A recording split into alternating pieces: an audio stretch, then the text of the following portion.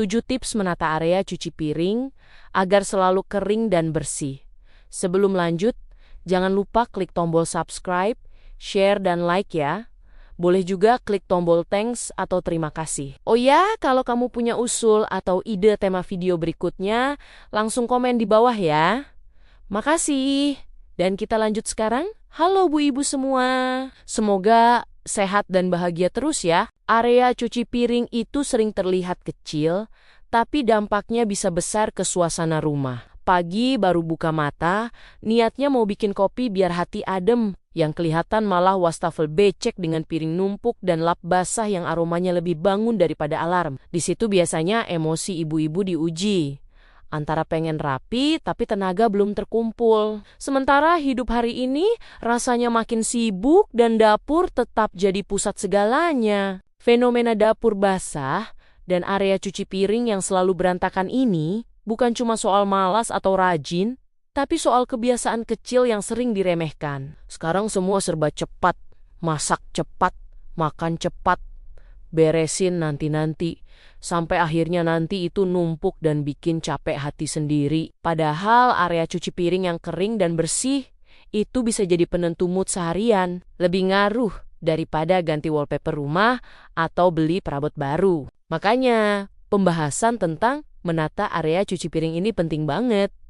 Bukan karena mau sok rapi atau sok ibu sempurna, tapi karena ini soal kenyamanan hidup sehari-hari. Kalau area ini beres, kepala lebih ringan, masak jadi lebih ikhlas, dan rumah terasa lebih ramah. Jadi sebelum ngomel ke dapur sendiri, yuk kita bahas bareng 7 cara sederhana supaya area cuci piring tidak lagi jadi sumber drama rumah tangga kecil tapi rutin. Tips pertama itu sebenarnya bukan soal alat atau posisi barang, tapi soal cara kita memandang area cuci piring itu sendiri. Karena jujur saja, banyak dari kita menganggap area ini cuma tempat lewat, tempat buang piring kotor, tempat numpuk emosi setelah masak lama. Padahal area cuci piring itu jantung dapur, pusat lalu lintas, dan kalau jantungnya kacau, ya seluruh dapur ikut ngos-ngosan. Aku dulu sering kesel sendiri, lihat wastafel basah,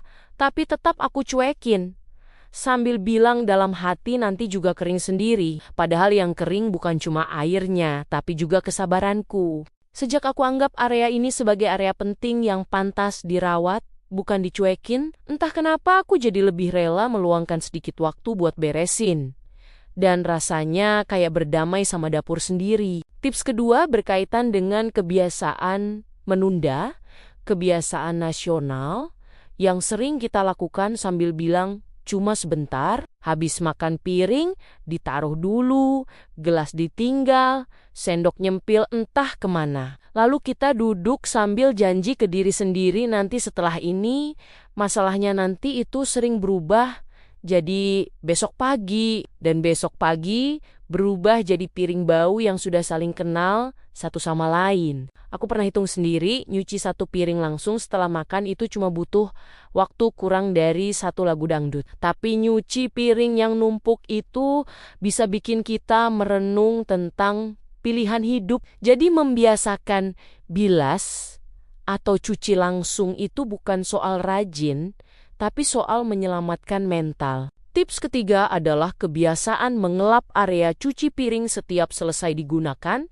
Ini kelihatannya sepele tapi efeknya luar biasa. Cipratan air itu kecil, tapi kalau dibiarkan dia akan mengumpulkan pasukan. Air ketemu sabun, ketemu sisa makanan, lalu jadilah area becek yang kelihatan selalu kotor, walaupun baru dicuci. Aku dulu sering heran, kenapa wastafel terlihat jorok padahal baru saja nyuci? Ternyata karena aku tidak pernah benar-benar mengeringkannya. Setelah aku biasakan lap pinggir wastafel dan meja di sekitarnya, dapur jadi terlihat rapi, walaupun piringnya cuma satu. Dan lucunya, tamu jadi mikir, aku rajin padahal cuma rajin ngelap. Tips keempat adalah memisahkan alat yang basah dan yang kering. Ini penting banget tapi sering disepelekan. Spons, lap, sabun cair, semuanya ditaruh barengan sampai tidak tahu mana yang basah, mana yang lembab, mana yang sudah menyerap. Spons yang tidak pernah kering itu aromanya bisa bikin kita sadar betapa pentingnya ventilasi dalam hidup. Aku pernah punya spons yang baunya lebih berkarakter daripada parfum. Setelah aku mulai menggantung spons dan memisahkan lap kering, area cuci piring jadi tidak lembab terus dan spons tidak lagi jadi saksi bisu dari dosa dapur. Tips kelima adalah soal barang yang terlalu banyak di sekitar area cuci piring. Kadang tanpa sadar kita menjadikan area ini sebagai tempat penitipan barang. Botol kosong ditaruh dulu, gelas pecah satu disimpan, alat yang jarang dipakai tapi tidak tahu mau ditaruh di mana, akhirnya parkir di situ.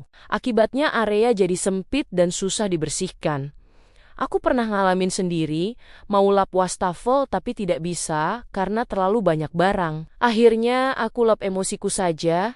Setelah aku pilah mana yang benar-benar dipakai setiap hari dan mana yang cuma numpang hidup, area jadi lebih lega dan rasanya seperti habis buang beban pikiran. Tips keenam masih berkaitan dengan kebiasaan menunda, tapi versi malam hari. Membersihkan area cuci piring sebelum tidur itu rasanya berat di awal, tapi nikmat di pagi hari. Aku dulu sering mikir ya sudahlah besok pagi saja, tapi besok pagi ketemu dapur berantakan itu rasanya seperti disambut masalah sejak bangun tidur. Setelah aku paksakan diri beresin malam hari walaupun cuma 10 menit. Bangun pagi rasanya lebih damai.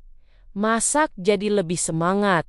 Dan kita tidak perlu memulai hari dengan ngomel ke wastafel. Tips ketujuh ini yang paling dalam dan sering terlupakan, yaitu melakukan semua kebiasaan ini dengan rasa sayang ke diri sendiri. Jangan jadikan beberes rumah sebagai ajang menyalahkan diri atau membandingkan dengan rumah orang lain. Area cuci piring yang rapi itu bukan buat dipamerkan ke media sosial, tapi buat kita sendiri supaya hidup terasa lebih ringan.